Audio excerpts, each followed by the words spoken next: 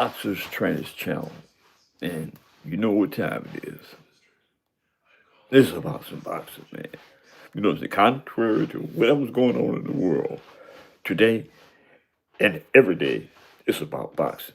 You know what I'm saying? Like last night, you guys, not I, had the State of the Union from your president Donald J. Trump, and Donald J. Trump consistently says that the country is in a beautiful place economically.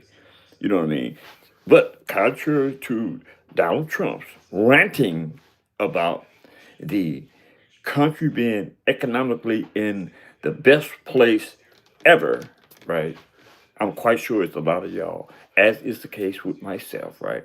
That find it hard to believe. Now, I am not one to say that I'm struggling, but I know that financially speaking, this country is not in a good place. It's a lot of people out there that seriously struggling every day, right, just to make ends meet. And I think that because of Donald J. Trump's behavior, in the sense that he actually believes that the country is in a financial, uh, benevolent, good place, right? Here's the deal with that, right? He doesn't. He's not speaking to you and me, right? And to that statement, there is some validity to it, right? There are people that are doing superbly well under the Trump administration, right? The like-minded people, as Donald J. Trump, those who have deep pockets financially, right? They're doing perfectly well. In fact, the system under Donald J. Trump was set up to um, make those those financial difficulties into financial havens. I mean, the so-called um, "Make America Great Again" and beautiful, the big beautiful bill, the big beautiful. You know, let me say this, right? The big beautiful bill is big and beautiful for those with deep pockets, those people that fall in the same category as Donald J. Trump, the rich, right? It does not have anything to do, that big, beautiful bill has nothing to do with the struggling people in the country, right? The um, uh, working class, if you will. You know what I mean? It has nothing to do with them, right? The working class essentially grows the economy, but not for you and me, but for the rich. You know what I mean? So when John Gray Trump said the country is doing benevolent, it is. And he created that. He created that. That's the don't, you know what I mean? The hand move, Donald J. Trump, right? He created that, right? With the big, beautiful bill. But that has, you know what? Actually, since I'm talking about Donald J. Trump, right? Um, and boxing, right? How can we um, have something great as a people to do with boxing? How can we uh, make that materialize? And my thought process came to Donald J. Trump. And I've got to figure out a way how I can make an appointment to see dude. You know what I'm saying? This is probably far-fetched as far as you guys are concerned, but it's not the way that I think, right? And if I think that I can get into that office and have a conversation with Donald J. Trump and how we can make boxing great again, right? I'll do that. And the thought has manifested itself. So when something like that happens to me, I start picking it, trying to find the avenue to get in that door. Same thing applies to um, Turkey al-Sheikh. I believe that if I had hands-on conversation with Turkey al-Sheikh, that I would leave away from the table being satisfied that Turkey al-Sheikh is who I really believe he is as a Muslim, as a human being, right? But the thing is, how do you get in front of Turkey al-Sheikh? You know, everybody who I've communicated with um, doesn't seem to have that answer. And I do know a few people that have direct contact with him, but I'm not on that level with them. And I'm the type that I just don't like feeling. a certain way that I have to go to another person and answer something that I should be able to acquire with my own intellect. You know what I'm saying? I mean, because people, especially in these days and time, are funny. You know, I mean, one day they're all right, and the next minute they're not speaking. I mean, grown men I'm talking about. I have no qualms with how the queens, the women function, but men have some terrible behaviors. You know what I mean? I don't know if it's because I'm older and I'm looking down the nostrils of a person that's older, looking at these cats and these younger generations and their behavior. And man, I mean, like, damn, did I do something? It's crazy, man. The world is in a nutty place. Look, Richardson Hitchins, in my opinion, jumped out of the frying pan into the hot ass grease, right? When he had that, now this is my opinion, when he allegedly had that fight canceled with Oscar Duarte, right? Oscar Duarte was not a bad boxer. In fact, he was 32-2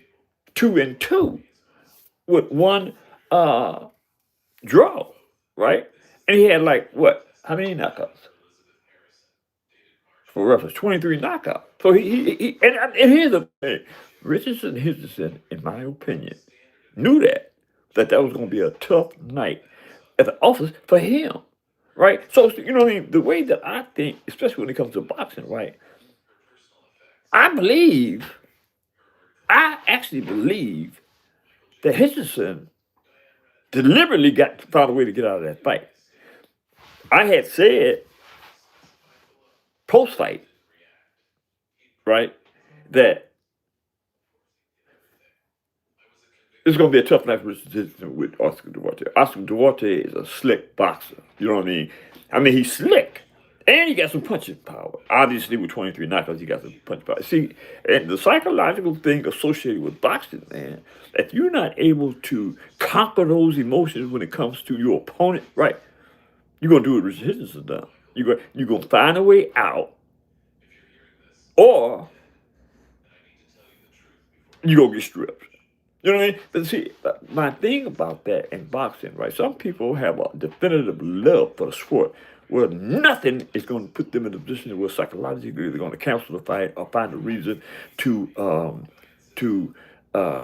get stripped or cancel the fight, whatever is pleasing to you, right? But the thing is real boxers with a love of the sport, they run into the smoke. They ain't looking to duck the smoke. You know what I mean? And there's only a few boxers today with that type of mindset. You know, and like my reference man, my go-to man when it comes to those few individuals, Terence Crawford, David Benavidez, Devin the Dream Haney. You know what? Realistically speaking, a lot of people, me included, have a problem with acknowledging the fact that Keyshawn Davis is a bad mamma jammer. Yeah, Keyshawn Davis is a bad mamma jammer, and you can't overlook Keyshawn Davis in the boxing game, right? Because, in my opinion, Keyshawn has the natural talent, a God-given talent to bang. You know what I mean? And the way that he does it just looks so pretty. Keyshawn Davis can fight. And the way he gets out in the ring will make you think that he's one of the best in the business. And in my opinion, he is.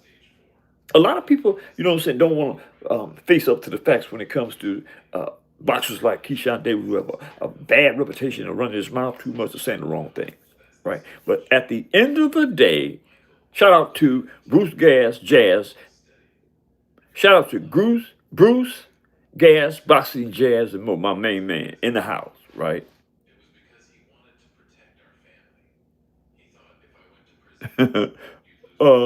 Matt 5230 in the house. Cook Kitty. What is that? Cool Kiddo. Cool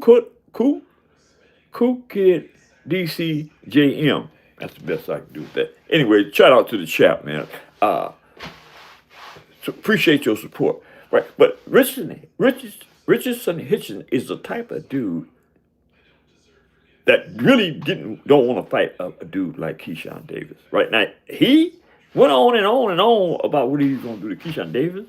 He went on and on about what he's going to do to Devin Haney, right? And I think he had made no, he did make mention of Javante Tank Davis, right? And shout out to Javante Tank Davis, who has unretired himself from boxing, which is a good thing. Tank is an amazing character, an amazing boxer, right? And I just really realized how little he was. Tank is not really that big. So let's be realistic, right? When you get to talking about the big guys in the game, right? I mean, that's kind of like, I don't know if that's going to work. You know, Tank is a little dude, right? To get up to, I want to say, 147, 154, that ain't happening. Maybe 147, he could probably get there, right? But I don't know how he's going to function carrying all that weight, right? He's a little dude. When he was fighting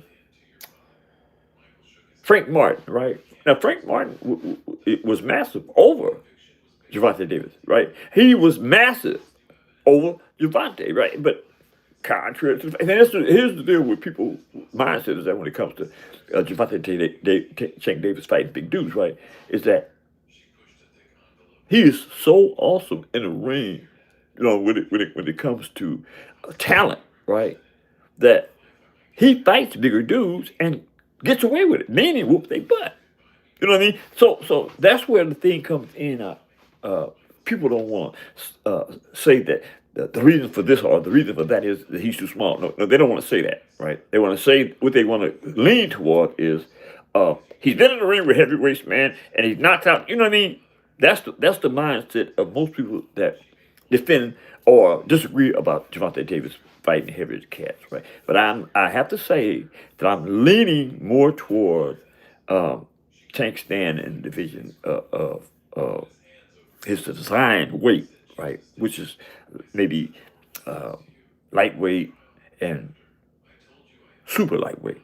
Maybe 147, right? If we can get him up to 147, I mean, that's a good thing. But then again, I want to be able to see him at his best performance. And I think that above 147 is just too much, right?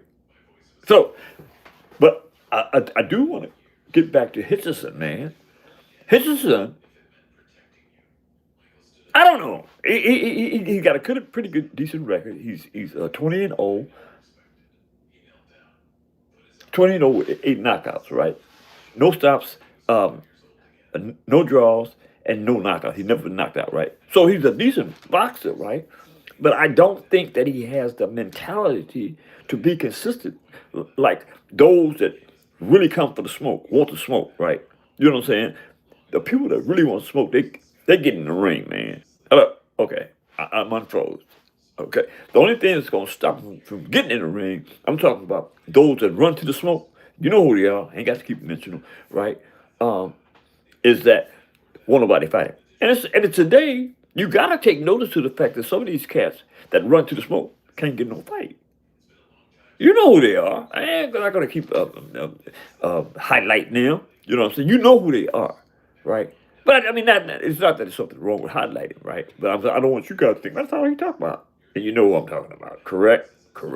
But as to Hitchison, man, I just think the sport could do better without a Richard Hitchison. You know, I mean, and nothing personal, but this thing about him getting sick prior to the fight, he had to withdraw. I don't believe that. I do not believe that. I believe that Hitchison was scared, and he took the mindset that he was going to whoop that night. You know what I'm saying? You don't get that close to the fight and drop out. You know what I'm saying, for any other reason than you scared or you sick. Which one is it? You scared or you sick? Which one is it? He says sick. I say scared. He counseled himself out of too many fights. You know what I mean? He canceled himself out of too many fights that were good fights. The challenger was a decent competitor. He counts found a way out. Richardson Hitchins is not the type of dude that runs to the smoke. I don't know if y'all agree with that, but that's what he has proven to me. You know what I mean? And because of that, I got like a bad taste in my mouth at Richard Hitchins. Any boxer that fakes the game when it comes to boxing, I got a bad taste in my mouth. It's a few. I'm just not going to go off into that, right? Who wants to hear me talk about their favorite boxers or their favorite fighters? Nobody, really. But that's my job. I'm gonna spare y'all that this morning, man. I want to leave y'all with this, man. I gotta say this. After the Devin Haney-Ryan Garcia fight, right? I took a certain position. You know what I'm saying? It wasn't a very well liked position, but I took that position, and I still hold true to that position. Today, I was listening to the Art of War. Andrew Ward was interviewing Eddie Hearn, right? Good interview. There was a lot of information conveyed in that interview, right? And like,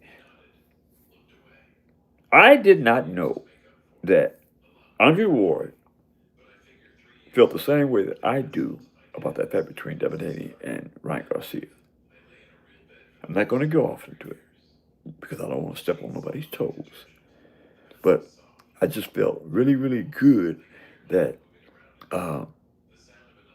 Andrew Ward played a pivotal role in making me feel a little better about myself because of my evaluation of that fight, right? He felt the same way that I did. You know what I mean? So I'm going to leave that right there because I don't want to get nobody's hairs up, right? But go back and see that the Art of War with Andrew Ward and Eddie Hearn, and cycle out what I'm speaking about. Cycle out what I'm speaking about, right? Because it's very important what he said about the fight, about the mentality, about the psychological ramifications, and things of that sort, man. And that's what, hey, that's the way I feel and feel. Okay? That being said, man, hit that subscription button, hit the like button, drop a comment in the comment section, and give me y'all's opinion on what you think about Hitchison. Is Hitchison a coward? Or will he run to the smoke? That being said, I'm gone, y'all.